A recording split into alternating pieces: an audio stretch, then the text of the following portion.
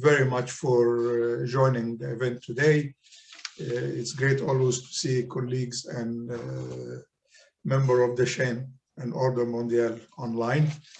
I would like to take the opportunity also to thank Andras for accepting to be the host or the presenter speaker of this month's event, as well as I would like to thank the Bayi delegate of Hungary,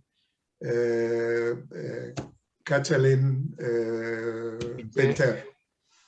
So thank you both, Andras and Katalin, for giving us the opportunity to expose or explore the Hungarian wines.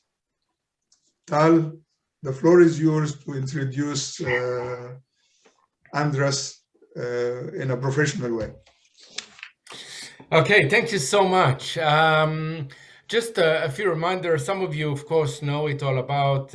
We do this once a month on the last Sunday of the month. We do this OMGD Wine webinar. If you miss it, you can always see it on our page on YouTube. You just need to look for OMGD Global, OMGD Global. This is our page on YouTube, so you can see all the rest of the webinars we did. Of course, you can share with us all your wine tasting and everything, also on Instagram and on Facebook. The same name is OMGD Global. So even if you miss it now, you can see it later. But it's now a great privilege for me to an honor and pleasure to introduce Andras. Andras Horkay is actually not only a wine lover, a wine professional, has the passion, and with the passion he teach and he spread the love of the wine all over his students. Andras holds what we call a diploma of the Wine and Spirit Education Trust. It's located in London, but it's international. It's a very high certificate to get, but not only that, he also have the certificate of wine educator, and he's the founder and co-owner of managing director of Central Europe Wine Institute in Budapest, Hungary. He was a National Wine Expert Commission president for 5 years in Hungary between the years 2013 to 2018. And currently, Andras is an advisor and a brand manager for famous Villány Wine region in Hungary that we're going to visit when we're going to be in Hungary with the OMGD Grand Chapitre. And he works as an official Hungarian wine promoter and freelance wine lecturer in the last 10 years. He's a lecturer, is lecturing all over the world, actually, from Rio de Janeiro to Stockholm, from Milano to Beijing. And Andras received the Power of Excellence Award in the Wine Educator category by Hungary Sommelier Association in 2019. That's why you understand why I'm so exciting and so privileged to an honor to have Andras with us today to have his presentation. So Andras, the floor is yours. Thank you very much. Your very kind words. The honor is mine that I can be here and I can be the host, if I can say this tonight in this beautiful event, and the opportunity for us to introduce Hungary in a different perspective from the wine side. So I prepared a little presentation, okay, just give pictures and okay, to have a little bit more idea about Hungary as a wine country. So this is where we are. Do you see? Everybody see that? Okay. So very good. So this is Hungary location. It's the countries within Central Eastern Europe, and especially in Central Europe, but in the eastern borderline. So as you can see, our neighboring countries, and from the west is Austria, and then goes up to Slovakia, Ukraine, Romania, Serbia, Croatia, and Slovenia. About the size is a mid-sized country within this area, where we have 92,000 square kilometers in Hungary under the land. And with this size, we are absolutely in the mid-size in Central Eastern Europe. We have a pretty versatile topography. We have up north, it's a mountain range, what we call mountain range, but it's normally more hills than mountains. Our highest peak is no more than a little bit above 1,000 meters. We have also in the east, the big Great Plain, which is a totally flat area with sandy soil. But also we have the biggest sweetwater inner lake in Europe, the Balaton, what I'm gonna show you a little bit more detailed during the wine regions. And of course we have Budapest, which is the capital of Hungary, and it's one of the most visited touristic city destination, not just within Europe, but also within the world. And it's also geographically, it's the middle of the country, but it's a center point of the country, because almost, I would say, economic wise, touristic wise, and gastronomic wise, this is the center of the country. In Budapest, we have 7 one Michelin star restaurants. So it's we are absolutely a gastronomic hotspot also, both from the gastronomy side and also because of the wines, which part of our gastronomy, it's a reason to come to Hungary. So this is the map of Hungary and the wine regions of Hungary. We have 22 wine regions in Hungary under 62,000 hectares. If I compare with this hectares, I will tell you a little bit more details a bit later, to our country size, I would say it's way enough what we have now under this measures, if I can say that. So if I would go back for the 60s, we have 200,000 hectares. During the changes in the 90s, we have 100,000 hectares. When we joined the EU in 2004, we have 82,000 hectares. In 2010, so I would say 10 years ago, more than 10 years ago, we had 72,000 hectares. And now what we have, it's around 62,000 hectares. So we try to follow the EU suggestion or the direction that reduce the area of wines and focus on much more on the quality than on the volume. So some basic information about the climate and the topography. So the basic climate is continental within the country. If we go for this part, do you see this moving arrows? Yes, we do. Yeah. Okay, so this part is the northeast, that's what we call the mountain range, which goes up to northeast. This is the highest peak what we have here around here. It's about a little bit above 1,000 meters. Here is cool continental climate, and it's absolutely pretty hilly. If we go in the center part of the country here in Budapest, and the suburb live around 2 million people, and all the country is 10 million people altogether. So more than 20% of the population is located in here. If we're going this way, this is absolutely continental, and if we follow the line up to the western border, next to Austria, where is the foothills of the Alps, that's already a bit different. The climate is still continental, but it's a bit cooler and wetter than the average. If we go in we call this Trans-Danubian part, and this is the Lake Balaton, which is, I was talking about more details about in this. Then this part is absolutely continental climate. And this lake is with the 77 kilometers long. That's what I said. This is the longest sweetwater lake within Europe. The widest point is 5 kilometers wide. So it's a beautiful area. We don't have a sea, just a lake. So that's why we see the Balaton is our sea. And if we're going down in this area, this is the Great Plain.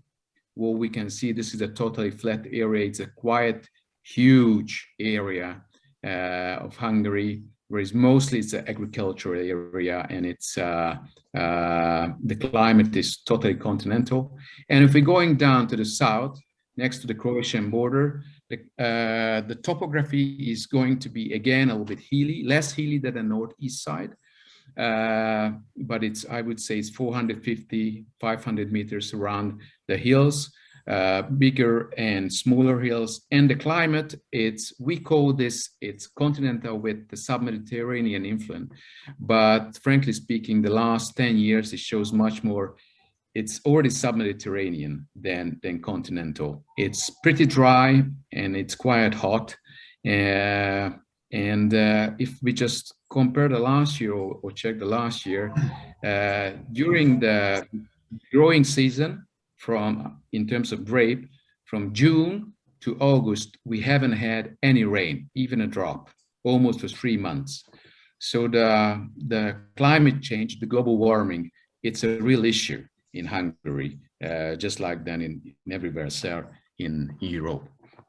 About the grape varieties in Hungary, just like our neighboring countries in the Central Europe, Hungary, the majority are white grape varieties. 70% of the vineyard area covered by white grapes, and only 30% black or red grape varieties. If you check the names, maybe the names of the grape varieties, some are familiar, some are absolutely unknown indigenous Hungarian varieties. Actually, most of the white grapes, what we have in Hungary, within, I would say, the best 10 or 12, the majority is Hungarian grape variety or regional Central Eastern European grape variety. So if you check the Cserszegi Fűszeres, which is the second most planted grape variety, this is one of the most popular grape variety in Hungary. It is easy to drink. It's a seasonal white wine. It's fresh, crispy, good to drink. Absolute reductive way. The third grape variety, that's our national treasure. That's the Furmint, and I will talk about more definitely in terms of Tokaj. That's the #1 quality grape variety. This is our flagship grape variety of the country. And thanks for the last, I would say, 10 years, quality mind changing. This grape variety, it's come up year after year. We have more and more plantation, not just in Tokaj, but also in other part of the country. And then this is native Hungarian grape variety, so it's the autochtone grape variety. And then coming the Olasz Riesling or Welsh Riesling or Riesling Plaszki or Graševina in Croatia. That's absolutely the most planted grape variety within Central and East Europe. So it's Croatia, Slovakia, Slovenia, and Austria also has a huge area. Once a time, we had the biggest surface area from this grape variety by far in the world. Now I would say, went back to the 4th most popular in Hungary. But this is one of the country-wide grape varieties, so it's almost every wine region you can find it. And so on, and the different grape varieties, but you can see we have Chardonnay, Pinot Gris as well, or Grüne Veltliner, close to the Austrian part. So we have international grape varieties, but in terms of white, we much more focus on the native Hungarian grape varieties or regional grape varieties. The black grape varieties is absolutely controversial. So it means, it's opposite. It means most of the grape varieties are international grape varieties, like Cabernet Sauvignon, Merlot, Cabernet Franc, Pinot Noir, Syrah, what you can find everywhere else in the world, or most of the place of the famous vineyard areas. But the leading grape variety is the Kék Frankos, or in Austria called Blaufränkisch or Blaufrankowka. in the close neighborhood, which is a regional grape variety. The origin is by the genetic research is Austria, and the #1 quality grape variety of Austria, where they have in 3,500 hectares.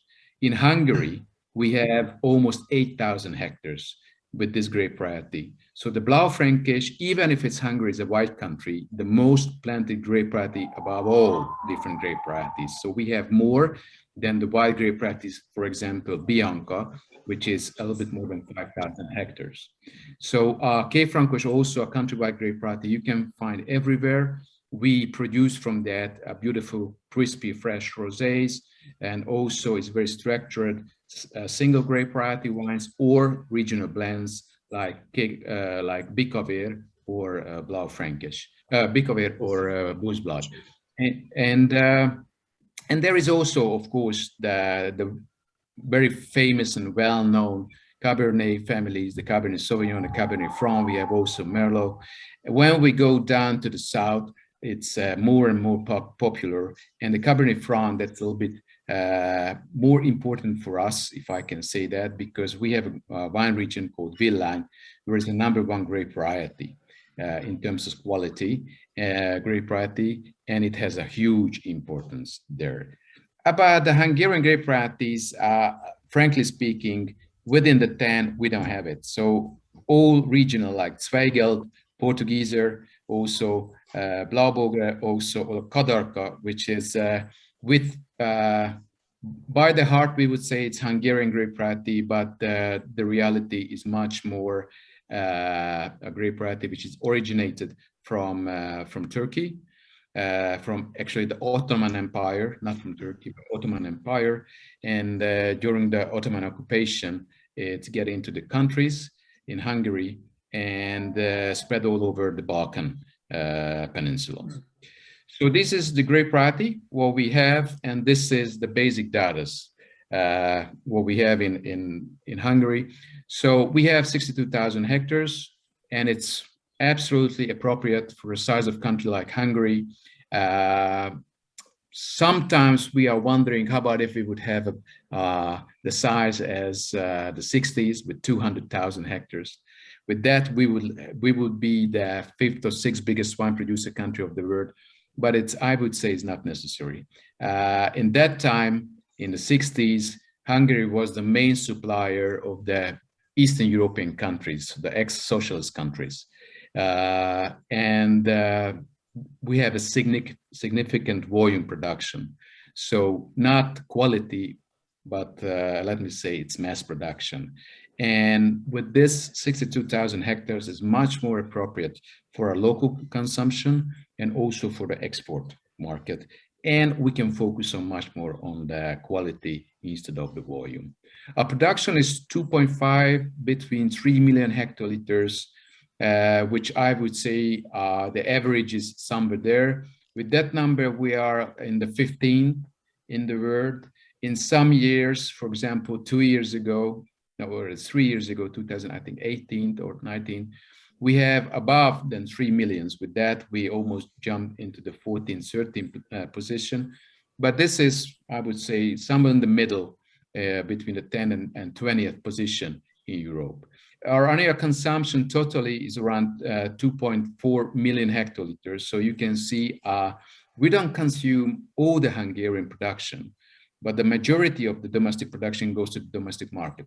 So around, I would say 80% what we consume domestically. The annual consumption per capita is like everywhere else in Europe is declining. Used to we have above 30 liters per person 15 years ago. But because of the change of the gastronomy, the people mind, the direction where we try to lead the people to focus on much more on the quality than the volume, that it's normal that it's going down, and not just in Hungary, but everywhere else in Europe. So now we have around 20 in good years, in closer to 26, 27, in bad years, closer to 25 liter per person. with this, we are in a very noble position because based on the OEV report, with the 27 liter, we are within the best 10 wine drinking nation of the world, which of course we are very proud of that. But normally I would say it's a little bit less. About the export, we have around, it also depends on the years. We have 15 up to 20% export from the total production, which is go to the international market. Our most important export countries by far is the neighboring countries, Czech Republic, Slovakia, and Germany. Germany, by the numbers, if I remember well, it's almost covered 25% of the total export of the Hungarian wines. And it's very, very important, the Eastern European countries like Czech Republic, Slovakia, Poland. We have a very long historical traditional connection with Poland. So they are one of the biggest, they have one of the biggest interests about Hungarian wines, but also for the mature market, for a higher quality mature market like United Kingdom, like Scandinavia, the Benelux countries. Also, we are there with the lower volume, but in a very good restaurants and retailers. So in there, we are much more focused on the high quality HoReCa sector. Like in the Czech Republic, Slovakia, mostly they represent the volume in our exports, but at the same time, of course, good quality wines. Over the sea is China, Canada, and the United States. But frankly speaking, the majority of our export is definitely goes to within Europe for those countries what I mentioned. If you would have any question, okay, you can just stop me. You can ask, or after the presentation, there will be time for Q&A whenever you want to. Okay, it's up to you. Feel free. So, and now I would introduce you the 6, 7 most influential, most important wine region of Hungary after this basic introduction. Because I think to get closer to Hungary, the numbers, it's give you a very short picture, but not the full. And for that, you have to know a bit much better or a bit closer the different regions of what they represent. So the first region, if we go from northeast down to the southwest, is definitely Tokaj. Tokaj is the most important wine region of Hungary, the most historical, the most well-known wine region. I would say the wine region what the world knows about Hungary. So located at the close to the Slovakian border, in the northeast part of the country, it's in Hungarian terms, it's not a small region. It's I think the 4th or 5th biggest wine region of the country. And it's a very unique wine region because it has a very special terroir. First of all, the soil. It's I would say very specific, but if I'm saying volcanic stony soil, it doesn't mean anything because a dozen of different volcanic soil, what you can find there for the rhyolite, for zeolite, for andesite, and so on. Sometimes is within a hectares, you find 7, 8 different plots, like a patchwork, and represent a different volcanic soil with a different topsoil, with a different loess, a different marl. So it's very, very important. Where is your vineyard within Tokaj? The climate is continental, moderated by 2 rivers, but you can see here. One is a Tokaj, one is a Tisza River, which is the 2nd biggest river after the Danube. And another one is a local river called Bodrog. And they crossing each other and give a very special climatic condition to this area. And this is what is provided humidity, which is, without this humidity, Tokaj won't be Tokaj that famous. So the precipitation is is generally like almost everywhere else in the country. The grape varieties, only 6 grape varieties allowed to produce here.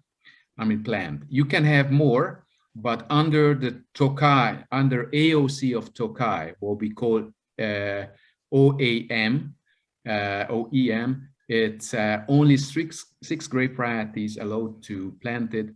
Furmint, which is the 70% of the area, it's planted with this grape variety. It's native Hungarian. Hárslevelű, it's also autochthone Hungarian Tokai variety, which is linked to Furmint. The ancestor is a Furmint and is related Hárslevelű from Furmint. Then Sárga Muskotáj is Muscat Blanc et Petit Grain. This is the only international grape varieties that you find here in Tokai by the law. And then Zeta, Kövérszőlő, and Kabar, it's minority, but nowhere else, just in Tokai where you find them. About the style of the wines, of course, the number one thing what is it's pop up with Tokai, about Tokai, that's the sweet Tokai, which is our national treasure, and I will let you know a little bit more detailed things about that. But we have to talk about the dry Tokai, the dry Furmint, which has a very high importance, not just in Hungary, but in worldwide. In the beginning of 2000, some wineries in this area made the changes, which I would say it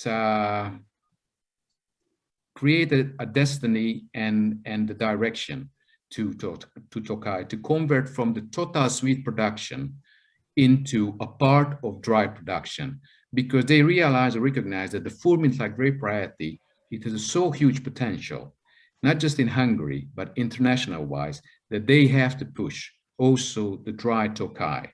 In that time start the trend in the international market, and more expert and people were looking for indigenous grape varieties, not just Sauvignon Blanc, not just Chardonnay, not just Chenin Blanc, but something which is you don't find anywhere else, everywhere else. And this is the Furmint for us. This is why is a Furmint our destiny or our future, but definitely our flagship wine.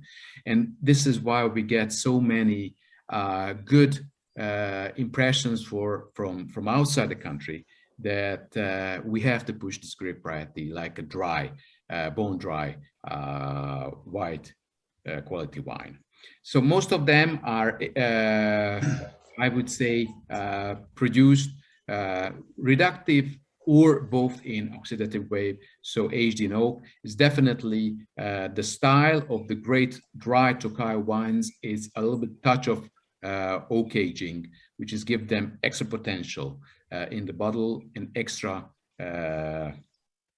flavors to the consumers. But frankly speaking, we cannot avoid it, or we have to talk about the Tokai and the Asu, because that's what is give the flame of the region. And that's why most of the people know about Tokai. So this map, this is the old royal map of Tokai, and which means history. And the history is very, very important in terms of Tokai, because there is the first written memory is back to the 15th century about Tokai and the Tokai dessert wines. About Asu and the grape wine is back to 1571. So it's a very long history. The first regulation of witty and viniculture is 1641. Based on the knowledge, it's one of the oldest regulation of the world. The appellation system itself is back to 1737, which means the second oldest designated wine area of the world. Which is the first? It's the oldest. It's an issue. If you would ask from someone from Italy, they would say definitely it's Chianti. If you would ask for Portugal, they would say it's a Douro Valley. Okay, but both they mentioned that the second is for sure Tokai. So it's we are in a very special situation. Of course, we in Hungary, we said that Tokaj is the oldest wine region of the world. But one thing is for sure, this is the fact, like regulation and site classification. It's the word first slide classification is belong to Tokaj. It's no one questioned that. Which one is the oldest wine region? That's a different question. So about Osszú, it's the Osszú means the wine made from botrytis effective shriveled grape. The botrytis is a fungus which need humidity, and that's why it's important to crossing river, because that's provided humidity. When we have a nice long autumn and fall, when we have required temperature and we have humidity, then this fungus start to grow up on the berries, and it's pop up from berry to berry. So not the whole bunch, but start in the berry. And if your bunch, the berries is close connected together, then it's going up for one to another. And this fungus is sucked out the water, concentrate into the berry the sugar and acidity, and a little bit influence about the taste of the must, because it gives them nutty, honey, and marmalade kind of flavors. So this is how it looks like on the left picture up here. This is the shriveled bunch, okay? This is a healthy one. We don't use that for Osszú. We use just this one, the smiley one, okay? The shrivel. And what is here is absolutely special treatment. During the harvest, you doesn't harvest the bunch, you pick the berries during the harvest if you harvest for Osszú. And this is the most labor work, most cost-effective harvest method. Nowhere else in the world harvest berries, just a bunch. Even in Sauternes, they harvest the bunch and then selected the berries. Here, we harvest and we pick the shriveled berries, which goes into the puttony. This is the classical puttony. This is the bag, okay? Which is, I think, is under the 30 kilos, it's 27 kilos, if I'm right. And this is full of shriveled botrytis effective berries, which goes like this, okay? And then made the Osszú. The Osszú, it's based on the puttony number. By the law from 2013, we have only two categories about a sweet wine, sweet Osszú. 5 puttony and 6 puttony. 6 puttony is the highest, okay, so I mean the sweetest. It means the 5 puttony Osszú, the sugar level is right between 120 to 150 grams per liter. The 6 puttony is up to 180 or more. The sugar itself, it doesn't mean anything, because the unique taste of Tokaj is not just the sugar, also the botrytis, and also the high acidity, the high natural acidity, which is keep fresh the wine, even if it's luscious sweet. And also here comes the terroir, about the volcanic soil, which give the wine a very special, steely, salty, flinty taste. So all this together create a very special flavors of the wine, what you don't find anywhere else in the world, and amazing, huge aging potential. So this wine, the modern Tokaj Osszú, it can age for 25, 50 or more years. The oldest Osszú what I tasted, it was from 1942. It was a 5 puttony Osszú, and it was still, the wine was still alive. So it wasn't a museal wine. It had taste, it had structure, it still had acidity. So these are just for samples, how it looks like in architectural way, Tokaj and their wineries. The bigger ones and smaller ones. The left-hand side is Grand Tokaj. This one, this is the biggest supplier of Tokaj. This is the Disznókő, which is at least very famous, and it's owned by Axel Milizimé. It had in Tokaj, in some wineries, purchased by foreign investors. This is Oremus, Oremus, which is owned by Vega Sicilia, this winery, and the Oremus dry ferment 2 years ago, I think it's 2 years ago, it was a part of the 100 best wine of the world in the Wine Spectator. So that was the first dry ferment which got into this list. Right here, it's in the left corner, that's the Dobogo winery. It's a small family winery owned by the Czech family, which is very famous in Hungary by this very special herbs. And they have three continuous years, from I think 2003 vintage to 2006 vintage, but I'm not sure about in the vintage. I'm sorry, I'm not too precise. But as a matter of fact, 3 times they had the best dessert wine of the world by the Decanter magazine in the Decanter Worldwide competition. And the gentleman here in the right-hand side called István Szepsi, we call him a pope of the Hungarian wines, the Pope of Tokaj. I think he's a benchmark of the region. His winery became last year the world best vineyards by William Reid's medium company list. He's in a noble 62 position in the best vineyards of the world, but he has a more noble, I would say, same important title. I think 5 or 6 years ago, he was elected the winemaker of the world by winemakers, official professional winemakers. So not by journalists, by winemakers. And I think this is tell everything about his knowledge and his dedication of the vineyard of Tokaj. So after Tokaj, if we're going forward, that's Eger region. It's almost neighboring. It's not quite true because it's a little bit further west. This is the second most well-known wine region of Hungary and the second historical wine region of Hungary. It's almost the same size like Tokaj. It's quite hilly, just like Tokaj, the topography. Here is the highest single vineyard of Hungary, around between 450 and 500 meters above the sea level. The soil is pretty various. If you can see, the climate is continental, a bit cooler than the average. And this is already, I would say, the 60% of the plantation are black grape varieties or red grape varieties, and the majority is a Blaufränkisch, or in Hungary we call it Kékfrankos.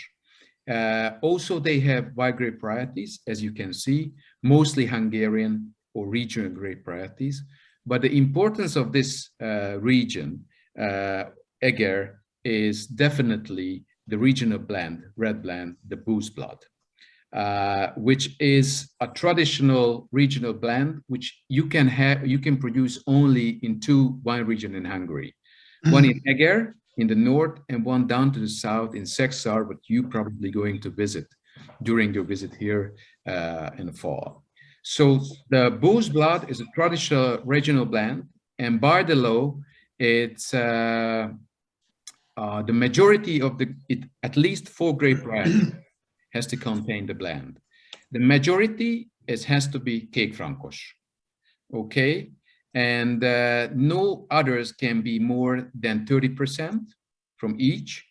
And there is in 3 different categories, like classic, superior, or grand superior. So this is the classification system, which is very strict, which give them the specific place and the aging, the necessary aging. So this is how they divide the different categories from each other.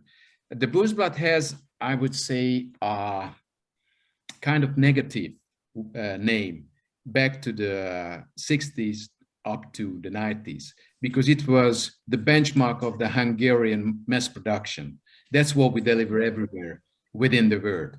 And most of them, it was a pretty average quality. And unfortunately, when in beginning of 2000, the wine region decide to build up a completely new system, classification system, and regulation to the booze blood, they have to fight against the bad memories. How was the old booze blood? How tastes the old booze blood? And they have to create a brand new brand, which I would say the last 15 years, they made a tremendous work. And if you come, or if you have a possibility now to taste booze blood from Eger, what we call Bikaver, that's, I would say it's a very, very recommended. It goes very well with the different white food, red meats, with white boar or beef, or even for the sirloin or tenderloin. So it's a very good gastronomic wine, and it's a regional blend, which is very important. How you describe like yourself like a wine regions. And if the wineries, some what I would mention, it's this left one, left picture is one of the leading winery called Sant Andrea Winery. And again, the prize in 2021, the Sant Andrea Nagyeget Bikaver 2017 vintage got the prize by the Decanter Worldwide, where they were within the best 50 wine of the world. So not the red wine category, but the total category. They have a prize, which is a huge, huge success for them. And then also one of the most well-known, it's this winery is called Galtibor Winery. It's Galtibor was one of the most well-known winemaker of Hungary back to the 90s and 2000, but unfortunately he died in a car accident. And his son inherited the vineyard and the winery, and he was a very young but very talented, and it took almost 10 years to build back or build up the brand as he inherited 10 years ago. But they have a beautiful booze blood and local white blends called Egri Csillag. And like interesting, this is the winery actually. It looks like a mine, and you don't make a mistake. This is the limestone mine, and they graved in the winery called Boyki. And this is a very traditional wine cellar in Eger. You can see almost similar like this, dig into the limestone or mostly limestone soil, and a tuffeau, and it has a very special ambience. So if we go forward, the next neighboring region, still we're in the north, that's the Matra. Where is our highest peak? The Kékes, a little bit above 1,000 meters. And this is, I would say, one of the most developing wine region of Hungary. This is big, the second biggest wine region of Hungary, the Matra Mountains region. And it's the soil is pretty various. It's the topography is, I would say, it's one of the main character. Super hilly, beautiful aspect, and some part of volcanic of the region. And from the volcanic part comes super interesting white and red wines. And the shallow part of the region, it's concentrated much more on the volume production, and the steeper size is concentrated much more on the quality production. This is the majority white grape, and mostly indigenous Hungarian, like Irsai Olivér, like Király Leányka, Leányka, the others, and also international grape varieties. A Szürke Barát, it means Pinot Gris.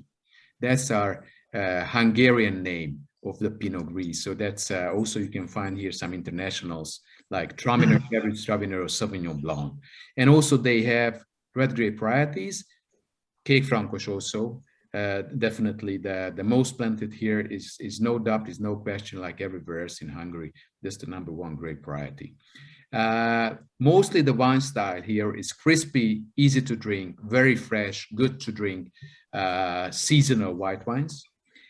And sometimes they use oak, but generally speaking, mostly reductive style. And they have some medium-bodied, very interesting, very, I would say,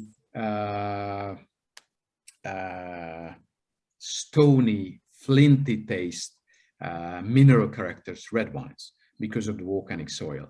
And also it's interesting that here is a young group focused on very much on the sustainable economy. So organic, biodynamic, and natural winemakers.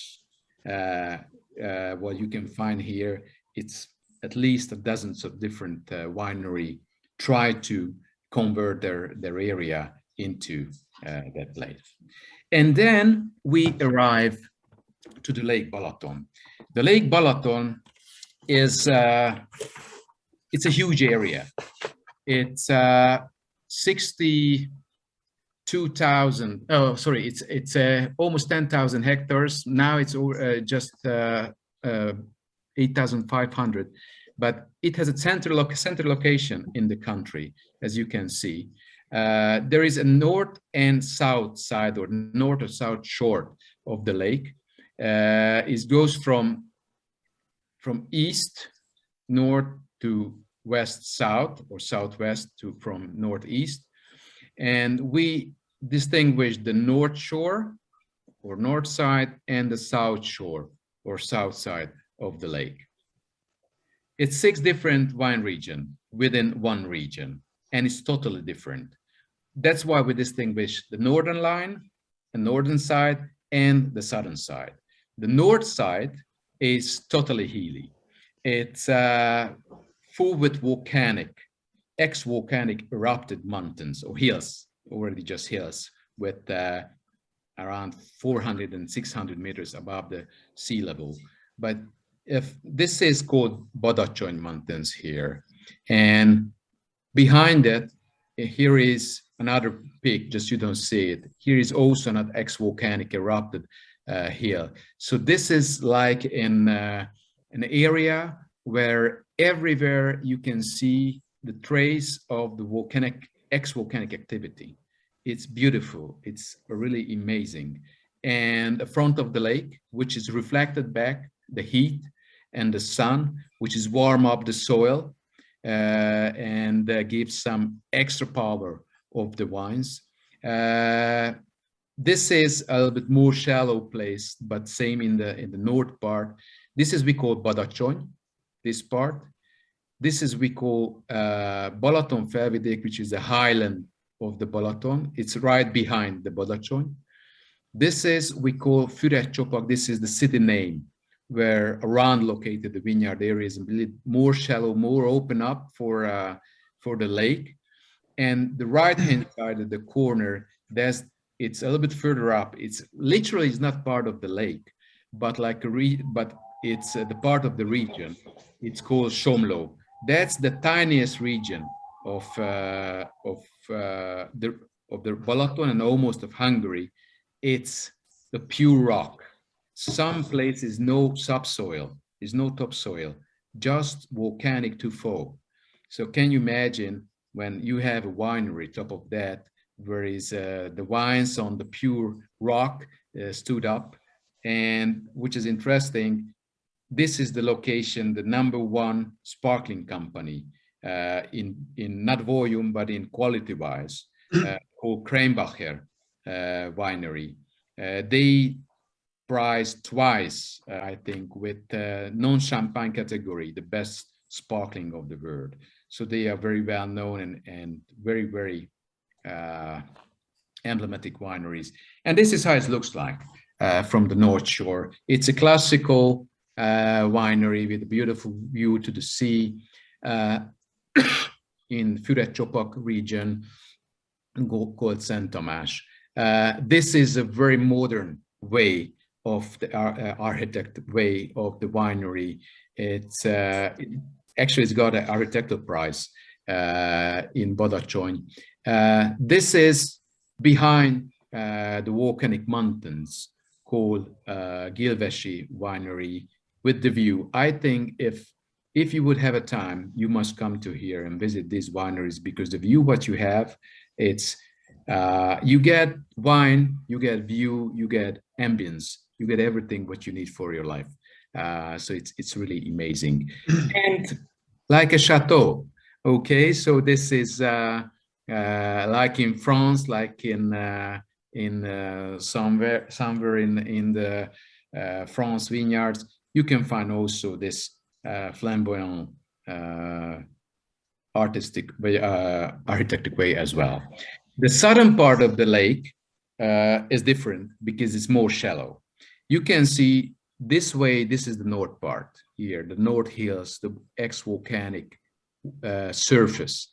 And the other side totally, is the southern part, which is more shallow, is no volcanic activities, ex-volcanic activities. Here the soil is more loess, marl, or clay, and the climate is a bit different. We say the North Shore is continental, and the South Shore is already started being sub-Mediterranean. And because of this, the North Shore is majority wide grape varieties. Here is already 1/3, it's red wines, and it's very, very good red wines. It's a huge landscape. If you can see there, this one, which is 1/3, a little bit more than 1/3 of the Balaton region vineyard area is located in the southern part of the Lake Balaton. And of course, some wineries, just to get some impression, it's more modern, like in the north side, I would say. But it's not quite true, but I would say you can find also very modern wineries, like Legliotto wineries, produce beautiful white wines and sparkling wines as well. Icon Winery, to the neighbor, it's they have around I don't know, it's probably 500,000 bottle years production, but some of the wines are, it's amazing quality, shows amazing quality and aging potential. Konyari Winery, which is one of the most well-known winery, and if you visit it, they have a maison and they have a guest house. It's looked like a little bit like Tuscany, and also like in a small wineries, it's very friendly, family feeling. And the Gorambari Winery up here in the right corner, they famous from their sparkling production. So the Balaton is, what you have to know still, going back, it's the most attractive and most important touristic destination in Hungary. The #1 touristic destination, and around the lake, you can bike around the lake, first of all, which takes, it's around 200 kilometers. So it's, I would say, it's easily you can accomplish 2-3 days. And next to the lake, there are everywhere wineries where you can just stop by, have a sip, have a bite, and go forward. So it's a beautiful destination, and it's really from May to September, it's a must see. But even in the fall and the winter, also beautiful. And if we're going up to the west, it's that's, I would say, a little more remote destination and location called Sopron. The Sopron wine region is next to the Austrian border. There is a lake called we called Fertőtó. In Austria, they called Neusiedler See, which is much smaller than the Lake Balaton. You can bike around. It's 130 kilometers, so it's 1 day or maximum 2 days. And it's less hilly than the Lake Balaton. It's gentle slopes and totally flat area next to each other. And it's an interesting way that you can bike to Austria. And if you bike around the region, the 2/3 is in Austrian part and 1/3 is in Hungarian part, which is the biggest city is Sopron, which is a center point of the region. We are at the foothills of the Alps. So because of this, that is one moderate effect of the climate. And the other one is the Fertőtó, the Lake Fertő, or noisy rosé, which is give him a heat and absorb the cold during the summer or the winter time. This is the red region, absolutely, and the number one priority is the Blaufränkisch, Kékfrankos. And as I mentioned, the Blaufränkisch is the number one grape variety in Hungary, but especially in Sopron, they focus on the single grape variety wine, rosé or red wines. Sometimes they put in the blend, but not the only one, but the most important region by far in single grape variety Kékfrankos wines, which is a little bit different in style than all others, because it, as the climate is a little bit cooler and wetter. Here the style is higher in acidity, is more sour fruitiness, what you can feel. It's the tannin is maximum medium, so, and the alcohol is maximum medium. So it's more like Central Italian like Valpolicella red wines or Austrian red wines than the rest of the Hungarian southern location red regions red wines. But it's a very important region, even if it's quite remote and it's far from the basic Hungarian customers. And then we goes down to the south, and this is already the place of the red wine production in Hungary. And if we are here in the Lake Balaton, from the Lake Balaton, we are around an hour and a half to get Szekszárd. And here is already, the climate is sub-Mediterranean. We say continental with sub-Mediterranean influence, but it's more and more like sub-Mediterranean. Gently hilly, so it means 140 to 400 meter above sea level, but the majority of the vineyard area is no more than 150 and 200, the location. The soil is loess, is very thick, loess, loam, and clay. So it's, and it gives advantage of the red grape varieties, most of all the Kékfrankos and the international grape varieties like Merlot, Cabernet Franc, Cabernet Sauvignon. Also, you can find here the local grape variety, not local, but regional grape varieties Kadarka, which is, I mentioned, it originated from the Ottoman Empire. This is the place where it fits very well, probably because of the loess soil and because of the climate. So if you want to taste the Kadarka, which is easy to drink, light-bodied cherry, red cherry, sour cherry-like spicy taste red wine without a serious oak, that you must taste Kadarka. In terms of style of wine, Szekszárd is a very interesting wine region because there is a lot of rosé. That's the number one wine region by rosé in Hungary, made mostly from Kékfrankos. Then there is also a single grape variety wine, Kékfrankos or Kadarka. They are very proud of it. And the most important what they have, it's a Bikavér. Bikavér as what we have in Eger region as well. That's the second region which is allowed to produce Bikavér. It's a little bit different than Eger. It's not just Kékfrankos, but also by the law, it's the majority of the wine has to be based on Kékfrankos and a little bit of Kadarka. It means 50% of these two grapes, 40% at minimum of Kékfrankos and 10% Kadarka, and the rest can be international grape varieties. And in Eger, if you maybe you can remember, that was a classic 3 steps classification system. Here is not only, but just 2. They have classical and premium way, which is related to the minimum aging of and the area where you can harvest the grape variety. Szekszárd, you have to know, is one of the most influential and most popular red region and rosé region of Hungary, and with the huge names. and huge wineries with beautiful accommodation. Here in the left corner up, that's called Tokler Winery. They were Winery of the Year and the Winemaker of the Year in Hungary. Then here in the left, in the bottom, that's the Vesztergombi Winery. Also, they were Winemaker of the Year and in Hungary.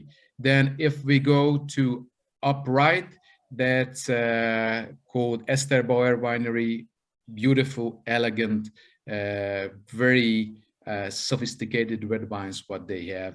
And if we're going right in the bottom, that's Heimann Winery, which is one of the most well-known in the region. So if you go there, you have a great hospitality and amazing wines. And finally, we reach the southern point of the country and the southern region of this Pannon area, which is called Villány.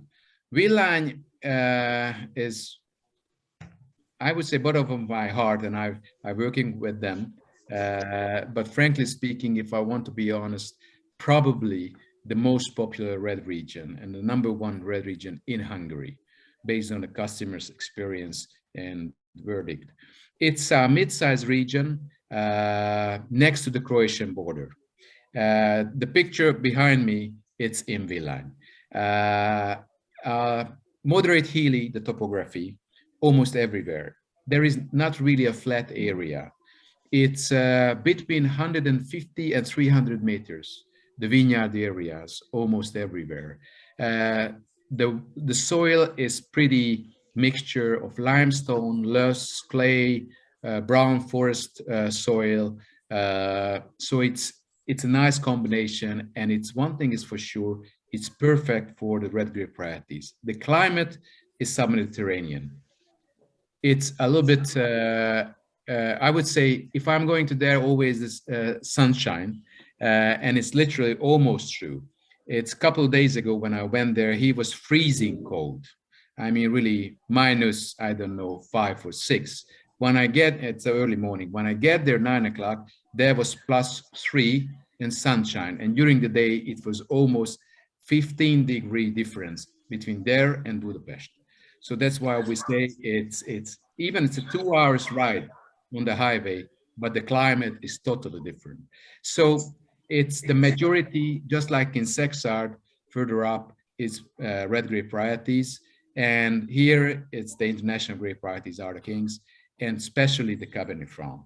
The Cabernet Franc is a benchmark of this region, where they produce mostly full-bodied, strongly structured wines with very ripe black and blue fruits, peppery spiciness, and sensible flavors of oak aging, of toast and cocoa, dark chocolate. And this is the typical, I would say, premium red wines, what everybody would expect it when we're talking about Hungary. And the Cabernet Franc, it's the #1 priority of the region. Is you have to know that the Cabernet Franc, it's in the world, we have around 60,000 hectares. And France, of course, the #1. Then I think Italy, the United States, and Chile is the 4th place in the world. And next to Chile, in Hungary, that you can find the 5th, almost the 4th largest area on the Cabernet Franc. And Villány represent the 1/3 this in Hungary. So in the beginning of 2000s, Michael Broadbent, master of wine and well-known English wine expert, writer, and judge, visited Villány, and they wrote his experience in the decanter. And he said it's the Cabernet Franc found his new home in Villány. It's a total different style than in the Loire Valley. In the Loire Valley, it's a fresh, crispy, high acidity, red fruit notes, maybe no oak aged wine. Here is much more matured. It's more tannin, it's more body, it's more ripe, black and blue fruits, good spiciness, and significant taste or sign of the oak aging. And this is one of the most popular gastronomy and wine destination of Hungary. This is a small village. Less than 2,000 people lives here in Villány. The next city, which is also part of the region, is 7,000 people, the population. So it's less than 10,000 people live in this area. But they have amazing wine and wine tourism. And not just in the summertime, but this is literally a four-season destination. They have within a village 3 gourmet restaurants, which is open all year long. And they provide excellent service with excellent food. And this is, you feel the Mediterranean style of the wines and the hospitality. So when you come and you have a chance to come to Hungary, this is, of course, all the destination is very much to recommended. But if you want to taste red wines, if you want to drink fuller body, kind of New World style red wines, then you should visit Villány, because that's a real experience when you can have it. So roughly within an hour, I would say, that's what I would like to give you, like a short picture about Hungary. It's from the wine side. Well, we have white wines, we have red wines, we have almost everything, I would say, which is need for a good cuisine, for good gastronomy, for the wine lovers, for enthusiastic. We have amazing, crispy, easy to drink white wines. We have good to age, ferment, amazing quality.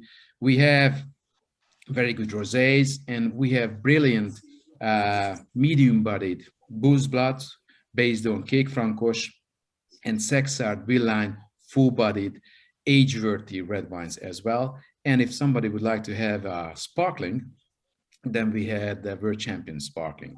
So it's many, many reasons to come, and at least 7 different 1 Michelin star restaurant in Budapest, but you can taste. Wow. Thank you so much, Andras. This is an amazing journey you took us. It's lovely. And I can promise you, we will come. It's not a question mark. We will come for sure. We are. Come, because you have to see it. You have to taste it.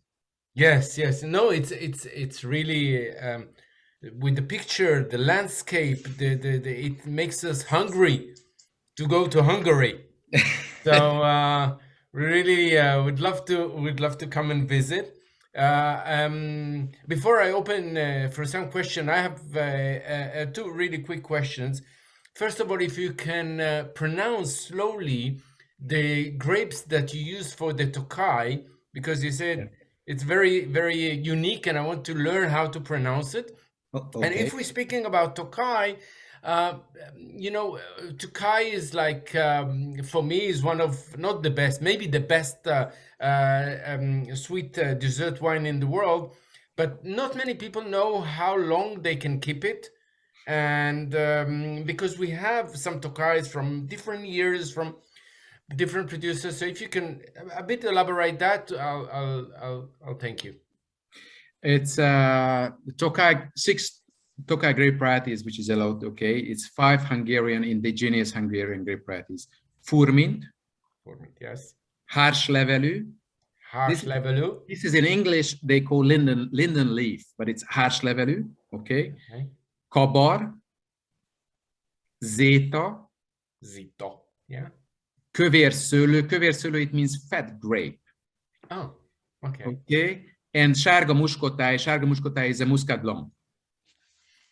Okay. And the second question was the aging. Yep. Yes. The aging. We have to differentiate the different levels of sweetness of Tokaj dessert wines. We have Samorodni. Samorodni, it means the sweet wines made from botrytis affected grape and also from the healthy grape. In this case, the sugar is no more than between 60 to 100, 120. It's sweet and it's very good to drink. If somebody likes the less luscious sweetness, I highly recommend. I would highly recommend. There is also the late harvest. Okay, the late harvest different than the osu, because the late harvest is not necessarily means the botrytis affected the berries. Okay, yeah. Collect the sugar. We normally the late harvest, it means harvest the latest in the time. So it's maybe end of October, beginning of November if it's no freeze. Mm-hmm. Since that, the bunch and the grapes continuously collect the sugar. Okay, the sugar level can be above 100 grams per liter, and still have the good acidity, but not that sharp acidity. Then, or not that kind of structure of acidity, then the botrytis affected, because the botrytis also change the acidity structure in the grape. And then comes, so the Samarodni, you can lay down for, I would say, 2 to 3 years, okay? The late harvest is without any problem, 5 to 10 years. The 5 Puttonyassu is, used to we have 3 and 4 Puttonyassu also, but from 2013, not anymore.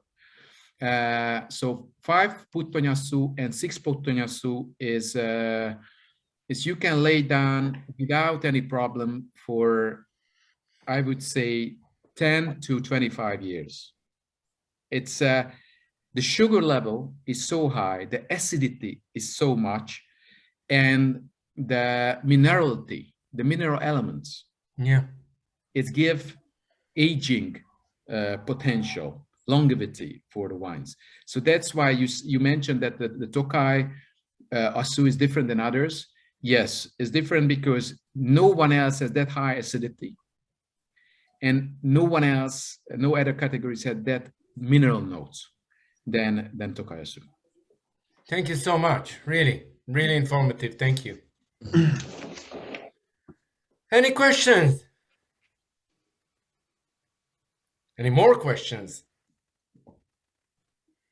I knew it that the sweet wine gonna be the main topic. Yeah, it always is. Yeah. Unfortunately, the only problem with the sweet wines, and not just here in Hungary, but also everywhere in the world, that the sweet wine consumption is very, very low. So that was, it's based on the statistics, I think no more than between 1.5% and 2% of the total wine production and wine consumption is based on sweet wine consumption. And this is not coincidence. The 21st century modern people, they don't have enough time for slow food. Yeah. And the dessert wine is a part of the slow food motion. So thank you so much. So if we don't have any more questions, I will let our chairman, thank you, and close this event. Well, thank you very much, Andras, for this fantastic and very exciting presentations. And I'm sure that the people who are not online has missed a lot, but I'm sure they will also join the event in YouTube. And hopefully we'll also come and visit Hungary in the fall, so we can see and feel for ourselves what the Hungarian wines is all about, you know. So once again, thank you so much, and hope to see you soon again, and hopefully I will meet you when I come to Hungary.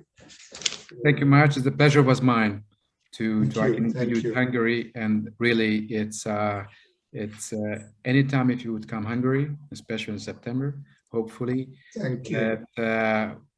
We are waiting for you, and we would provide you wonderful wines to not just buy via Wi-Fi or online. You can have this experience, but also by the tasting. Real tasting.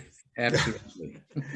I would also like to thank our colleagues here, and I would like to remind you that the next event will be about another unique